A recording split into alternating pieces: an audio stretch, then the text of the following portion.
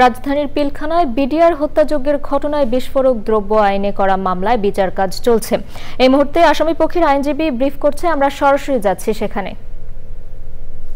আবার একটি অংশের মৃত্যুদণ্ড হয়েছিল।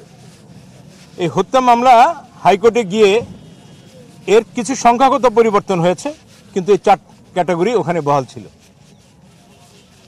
এই বিজ্ঞ আদালত গত তারিখে যারা খালাস পেয়েছিলেন, আমাদের হিসাব মতে কম বেশি হতে পারে, 278 জনের মধ্যে 178 জনকে গত তারিখে ওনারা জামিন দিয়েছিলেন। তারা ইতিমধ্যে মুক্তি পেয়েছেন। আজকে তারা প্রথম ধার্য তারিখে হাজিরা দিয়েছেন। আমাদের আবেদন ছিল ওই 178 জন যাদেরকে জামিন দিয়েছে, ওখানে 100 জনকে ক্লারিক্যাল ভুল বা অন্য কারণে জামিন হয়নি, সেই 100 জনের জন্য আজকে আমরা জামিন আবেদন করেছিলাম।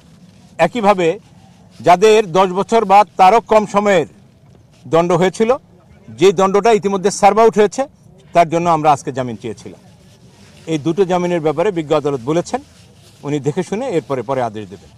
একইভাবে আমাদের আরেকটি আবেদন ছিল, সেটি হচ্ছে 205 একটি আবেদন ছিল।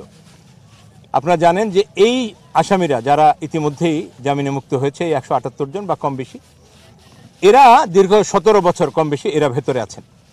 শারীরিকভাবে যেমন এরা অসুস্থ, এরা সবাই ইতিমধ্যে বয়স্ক অবস্থানে পরিণত হয়েছে। এবং সবচেয়ে বড় বিষয় হচ্ছে এখানে একটি সিকিউরিটি মেজারের প্রশ্নে, একটি সেন্সিটিভ একটি জায়গায় এত সংখ্যক লোকের আসামিদের এসে হাজিরা দেওয়া নিরাপত্তার প্রশ্নে একটি বড় প্রশ্নবোধক।